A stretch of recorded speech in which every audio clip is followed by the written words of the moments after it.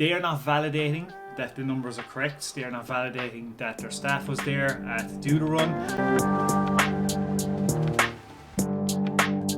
Sounds correct.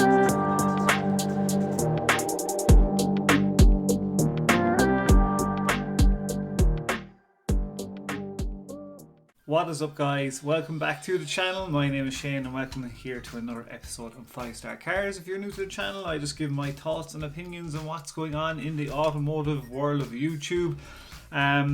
Let's cover some of your biggest YouTubers that do basically their builds and some of the small ones, and hopefully I can show you channels that you've never seen before, stuff like that. So if you like that kind of stuff, check out my other videos and subscribe. If you subscribe, we're doing a giveaway. When we hit 2,000 subscribers, we're giving away this Lamborghini LED sign, and thank you to everybody that's subscribed so far. Yeah guys, so on today's episode we're going to be giving you the update on the Ssc Tuatara world record thing that's been going on. A statement was released by Juitron, the GPS that does the recording for it. We're going to be covering Stradman, and we'll be covering probably Novitech and a few others there as well. So we'll just jump straight into the video, because the big one that we all want to know what's going on is the Ssc Tuatara bid for the world records. That has basically, sounds like it's gone up in smoke at the moment. What's going on? Fair dues to Aaron and Life of Palos for getting out the statement so quickly from Juitron. He literally just released it. I think he released a video around half an hour ago. You're going to be seeing this video mine the next day, but it does cover basically what they have said in their statement. So I'm just going to try and wrap this up in a nutshell from my make of the statement. Basically, Juitron, what they're basically saying is their equipment was used, but their staff wasn't there to configure correctly for the world record run. What they're basically saying is they have trained people there, maybe with Ssc, how to use the basics of the GPS system on the run and stuff like that. So they are not validating that the numbers are correct. They are not validating that their staff was there to do the run. And basically, even as in the statement, I'll bring it up here for you. It's the second paragraph you want to look at.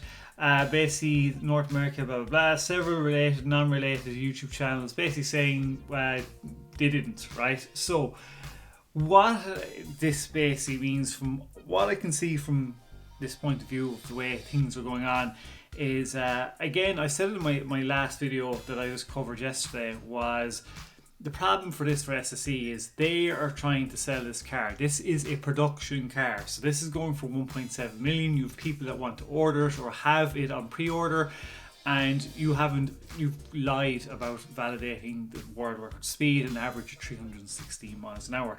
That is not good. People are buying this car because if they pull up to a car show and you see a Koenigsegg there and whatever, you have the bragging rights of having the fastest road production car in the world. This does not help. I'm not, bashing Ssc or nothing like that, but my question is, who made the call to make this decision on using the GPS system? Who did the recording in the GPS system? Did the top guys know this was actually the way the system was being used? Did they know wasn't going to maybe give a good read? Who made these calls? Because look what's after happening. That's basically, I'm wondering who made all these calls. Going forward, I really hope Ssc come out and say, right, look, because they haven't covered themselves in glory here, as Aaron and Life of Palos showed. Ssc's statement are saying that Juitron actually validated it. Juitron's statement saying they haven't validated it. So who's making these calls on Ssc side? Because they're really digging themselves a hole. The only thing I can see happening here is basically, from my point of view, is Ssc come out with a clear statement pointing out what happened, what went wrong, or who made these decisions, and do themselves justice and basically do another run. But do another run with Juitron's staff there, the system set up, but not just them. I don't know who did the run for Koenigsegg, Agero or S. If somebody knows, comment below. Get those guys in as well. Have two sets of guys that can do the recording there. Get it recorded by a professional, not buddy work. Get it done by somebody who knows what they're doing. do the world record attempt again and see what numbers you get, because at the moment it's not looking good for Ssc, as in just what's been said by Duitron. And yeah, I just mean like it would just be nice to clear it up, because again guys, it's a production car. If you were spending 1.7 million, you want to know what you're getting, and you know what are the official figures. So I want to hear from you guys in the comments below what you think of this whole thing that's going on. It's pretty crazy, but that's just my thoughts and opinions on it. But I'm interested to hear you in the comments below. So who are we going to be moving on to next? Next on the list, we're going to be covering Novitec. Novitec have a series out. It's their Supercar Diaries series. In this one, they just basically covered the Senna. I think it has their Novitec exhaust on it. I really like this series because they just cover really good supercars. The way it's shot, the cinematography that's done in it.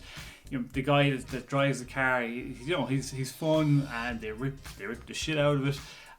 But the exhaust systems by Novitec sound really good. You know, you're up against Army Tricks and FI exhaust as well. So, you know, you're making this series, you're promoting your product, which is really good. Just here's a quick clip of him in the car enjoying it and just showing you what it sounds like and the smile it puts on his face. When McLaren made this car, there were two things on the blackboard. One, giving it as much power as possible, and two, removing anything that wasn't necessary. It feels nimble and agile, but at the same time very composed and very capable.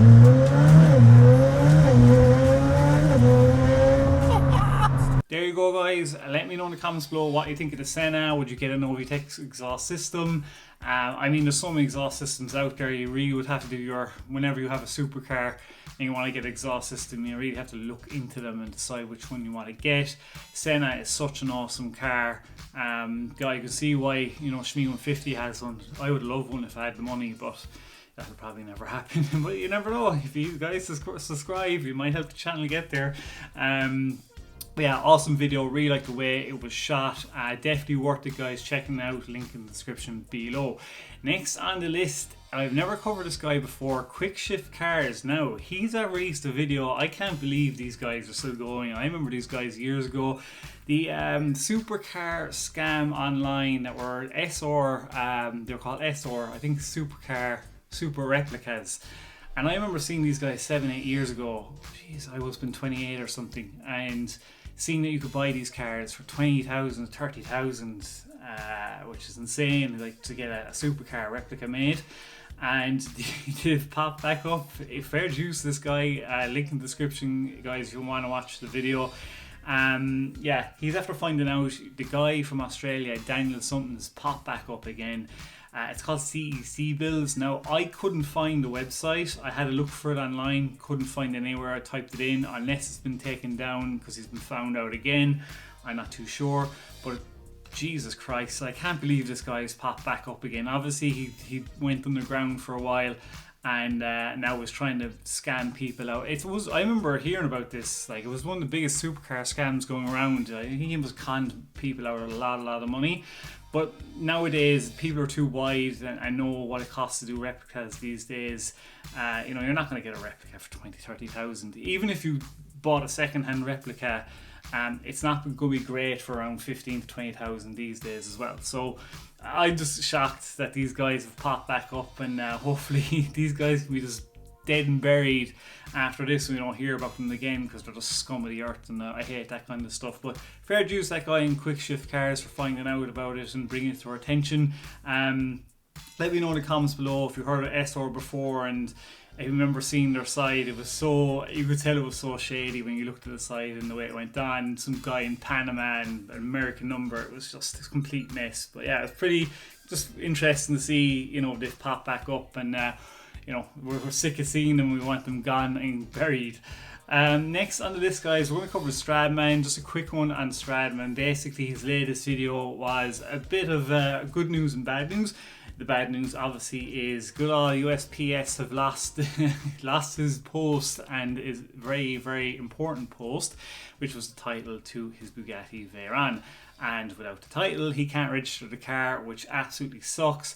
And even worse, he has to go chasing the previous owners and basically saying, look, we don't own this car anymore, he's the new owner. And you know, Oh, I can imagine the headache he's going through with it. I feel bad for him. That's real shitty stuff that happens. But and near the end of the video, in his unit, he did announce that he has a new car there. Now, I wonder what car it is. I have no idea. It was one of those random cars that he's announced that he's going to be having. I've no idea what it is. I would like to hear your opinions in the comments below, what you think, what car he's after buying. We obviously have the twin turbo Gallardo coming back as well. And then he obviously got the 458, a new clear bra wrap on it as well, like for the paint protection.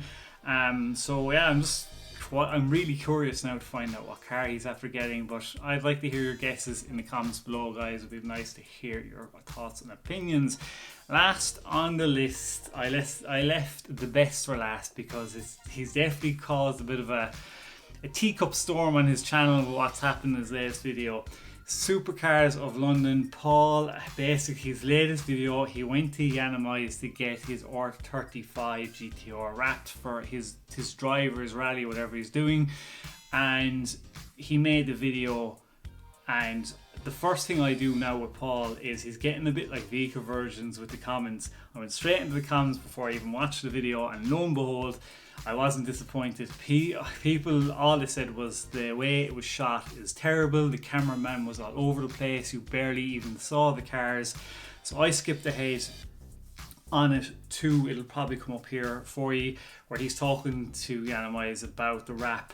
And yeah, the cameraman is all over the place. Paul is trying to make this like a cinematic kind of thing. He's trying to make the production a bit better. I get his idea, but if your cameraman is this bad, it's all over the place. He barely even shows the car. It's really badly produced and people are not happy. And Paul, I don't know what is up with him.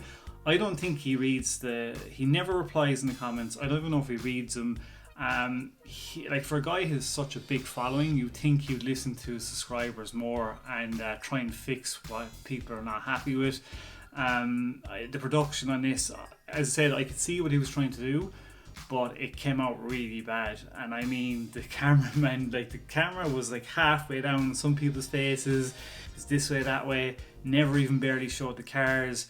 It was just all over the place, and people are getting really pissed off with his channel. So I don't know, guys, let me know in the comments below. Do you follow him? Do you follow his channel? Have you watched his latest videos? Have you watched this recent video and what you think of it recently? Because I don't know, if I had that many subscribers, I would just go back and watch the video and be like, what in the name of God, you know?